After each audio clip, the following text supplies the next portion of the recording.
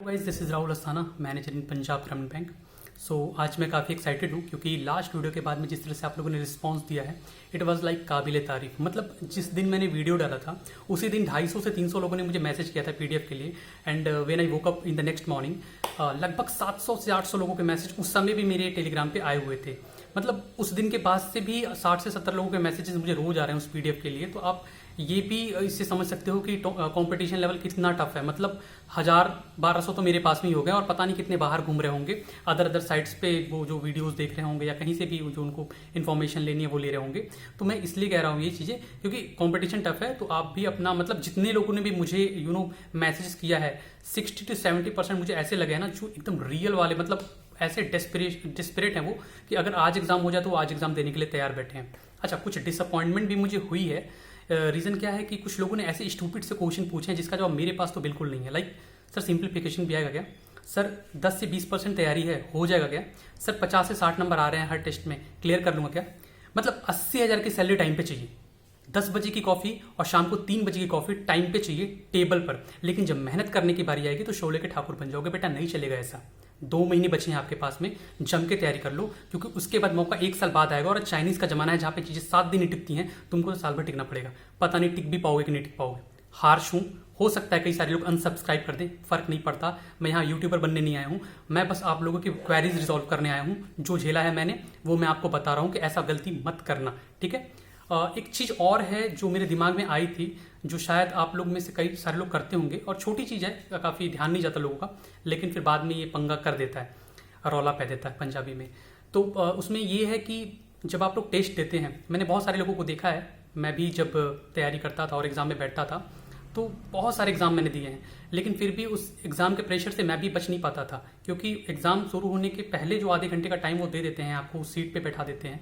And exam start होने के बाद जो टाइमर चलता है वो प्रेशर बिल्कुल आप पे पड़ेगा, चाहे आप कितने भी एक्सपीरियंस क्यों ना हो। और वैसे भी आप लोग तो जॉब में हो तो इस तरह के एक्सपीरियंस आपको ज़्यादा रहे नहीं है, तो दिक्कत तो आपको होगी। अब उससे कैसे निकला जाए? देखो, वो प्रेशर से तो आप निकल नहीं सकते, वो प्रेशर तो आपको झेलना ही पड़ेगा। उस प्रेशर को आप थोड़ा कम कर सकते हो। कम कैसे कर सकते हो? देखो, अगर आप एसटी लगा रहे हो, पहला चीज जो मैं बोलना चाहूंगा, जो काफी सारे लोग कर रहे हैं गलतियां या करते भी हैं, मैंने देखा हुआ है, बहुत अच्छे हैं पढ़ने में, सारे क्वेश्चन सॉल्व कर देते हैं लेकिन नंबर कम आते हैं। रीजन क्या होता है कि वो क्या करते हैं कि जब क्वेश्चन सॉल्व करते हैं तो वो उस पर कंप्यूटर पे टिक नहीं करते चलते हैं, वो बस कॉपी पे लिखते चलते हैं कि फर्स्ट का डी, सेकंड का सी, थर्ड का डी, लाइक इस तरह से। वो ये सोचते हैं कि लास्ट में जब हमारे पास 5 मिनट या 10 मिनट बचे रहेंगे तो हम सब पे टिक लगा देंगे, जो कि बहुत ही गलत है। आप ऐसा बिल्कुल मत करो। अगर आप क्वेश्चन लगा टिक कर रहे हो, वैसे तो आप कोशिश ये करो कि सिंगल अगर आप सॉल्व कर रहे हो तो एक क्वेश्चन सॉल्व किया, टिक लगाया, फिर दूसरे क्वेश्चन पे गए। चलो, अगर आप ऐसा नहीं भी करते हो तो 5-5 का सेट बना लो। 5 क्वेश्चन सॉल्व करने के बाद आप उस 5 क्वेश्चन का टिक लगा लो कंप्यूटर पे, उसके बाद आप आगे बढ़ो। ये कहाँ से आप प्रैक्टिस करोगे? ये जो अभी आप एसटी सॉल्व कर रहे हो, जहां से भी कर रहे हो, क्योंकि अड्डा का तो अभी खुला है नहीं, जहां से भी आप सॉल्व कर रहे हो वहां से ये आप एक्सपीरियंस करते चलो। ये चीजें आप अपने प्रैक्टिस में लेते आओ कि 5-5 के सेट, 5 क्वेश्चन लगाने के बाद पजल लगाया, पजल के फिर उसके बाद आपने टिक लगा लिए, फिर उसके बाद आप मूव ऑन करो, आगे बढ़ो।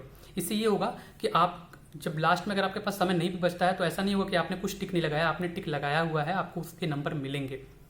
ये तो बहुत ही जरूरी है, आप ये प्रैक्टिस करो। अभी भी जो आप एसटी लगा रहे हो उसमें ऐसे ही करो, लास्ट के लिए बिल्कुल मत छोड़ो।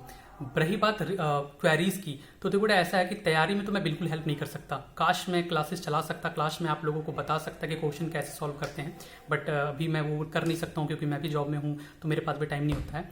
बट जो क्वेरीज है ना, जो जीबीओ से रिलेटेड जितनी भी क्वेरीज हैं उसको रिजॉल्व करने के लिए मैं यहाँ पे बैठा हुआ हूँ।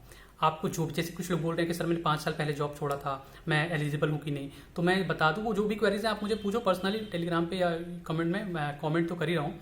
और उससे ये है कि आप उससे डरने की जरूरत नहीं है, वो क्वेरीज मैं आपके रिजॉल्व कर दूंगा। समय कम बचा आपके पास में, रोज तैयारियां करो। डीमोटिवेट हो रहे हो तो मोटिवेट होने के लिए कुछ भी कर सकते हो, अपने अपने हिसाब से गाने सुन लो, मतलब आले चक में आ गया, कुछ भी कर लो, कल कर हर मैदान फतह। मैं भी ऐसे गाने सुनता था, बेवकूफ़ी नहीं है। जब भी मैं डीमोटिवेट होता था तो मैं ऐसा ही कुछ कर लेता था जिस दिन मैं